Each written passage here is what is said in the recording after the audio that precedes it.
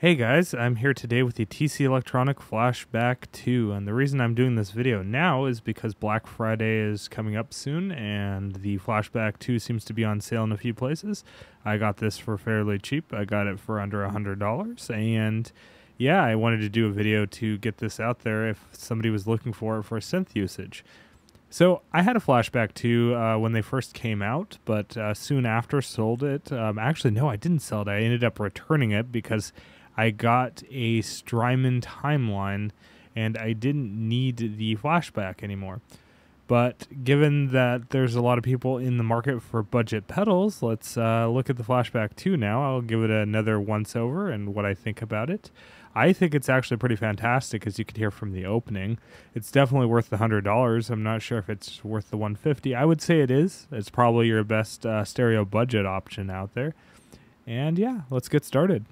So I have a few tone prints on here. I was using my iPad to edit them. It actually connects to an iOS device just fine through USB, so that's kind of cool. There's a lot of functionality behind the hood that you can only get there using the editor, which is unfortunate, but I guess they wanted to keep it down to having only the 4 knobs and just a subdivision foot switch, or not foot switch, but toggle. And yeah, I guess that's how they had to get it along with it. There's no secondary functions directly on the pedal, so I guess that's kind of nice. But yeah, so I have just this. And I'm going to talk you through some of the things I did, and you heard that in the opening, but here, we'll go with this one. I have the level control in this one set specifically to wow and flutter, so you know, let's go with no wow and flutter. And this is a ping pong tape delay that I have going on. It's supposed to be a bright tape. It's not a very dark tape delay. But if I turn this up,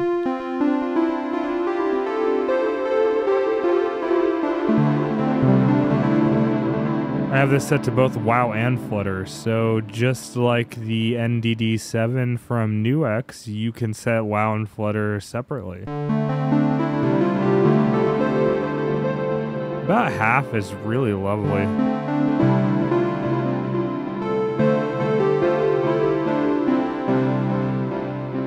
I think that's just beautiful.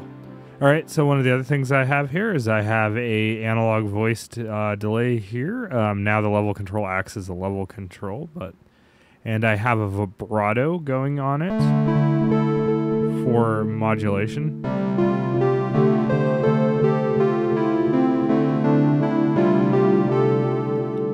And it's very dark. You can kind of hear that.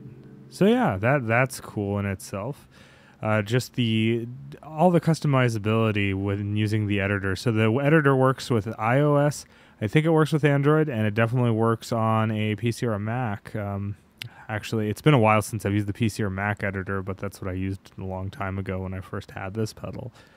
So yeah, I have another one here. It's just a modulated digital ping pong delay. It's kind of on the bright side.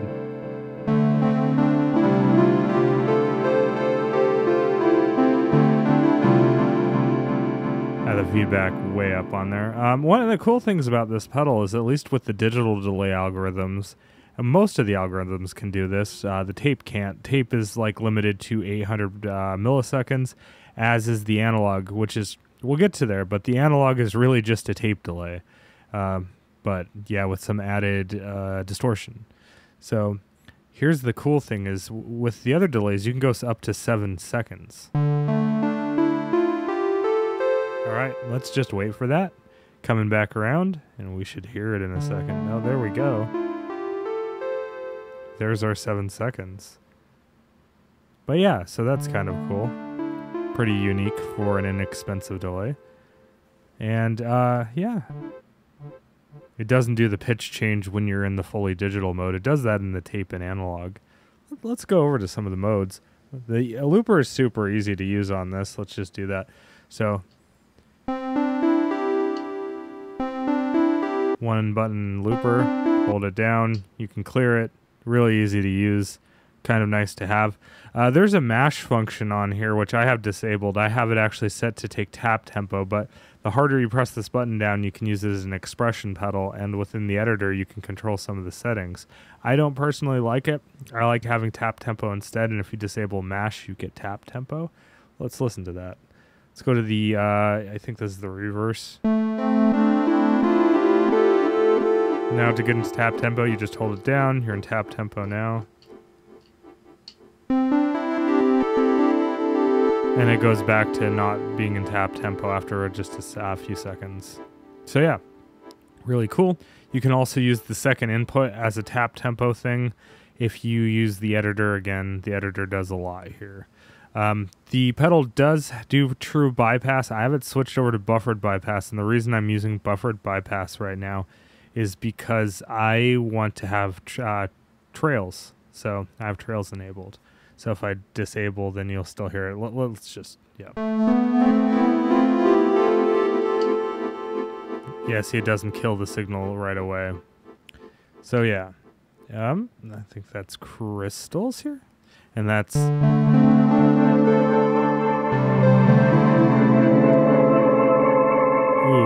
not a big fan of that one. You can kind of tame it in the editor. I just don't like TC Electronics pitch shifting in general, and that one is from the Sub and Up. I don't think the Sub and Up sounds all that fantastic. I mean, if you really tame it in the editor, you can kind of get a subtle shimmer to it, and it sounds kind of nice, but yeah, I don't like it. Mod delay, so... pretty damn good sounding mod delay. Dynamic delay, and that I believe is based on the 2290's dynamic delay algorithm. So it's like once I stop playing, the delay comes in. It's almost like a gated delay, gated reverb, but delay instead. So, and in one of the tone print settings, you can change a lot of the settings about the dynamics to that. By default, it works pretty well. Tape. And that's limited to 800 milliseconds. Sounds pretty good, has good distortion, has a pretty good wow and flutter emulation by default. It's not too much by default.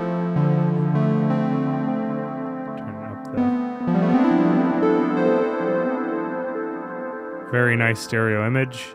You can, so this will take a mono signal and turn it into a stereo via ping pong and things like that. So that's pretty cool. Analog, which under the hood is literally just the tape algorithm, but with a little more distortion. And it has the knob set to the point where it gets more distorted as you turn up the time.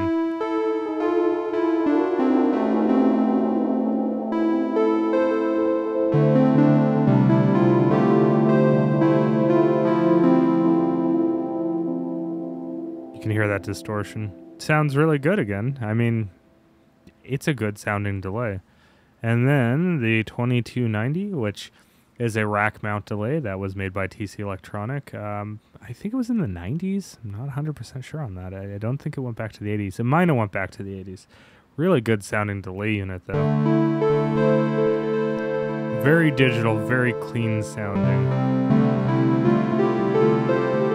You can liken that almost to the 2496 mode on the Dig in a ping pong mode. I don't think, it definitely wasn't 2496, but because there's a subtle amount of compression if you listen to it, and just a little bit of smoothing, it reminds me of the 2496 mode on the Dig. That's all I'm saying. They're not in parity, but yeah. So yeah, all in all, it is a wonderful sounding pedal, especially for the price point. Yeah, keep your eyes open if you're looking for a cheap delay this holiday season. Again, I wanted to get that out here, but while they're on sale. Yeah, thanks for watching. Wanted to also just remind you, I bought this with my own money, so again, it's my views on the pedal. I just wanted to get this out there when you can get it cheap.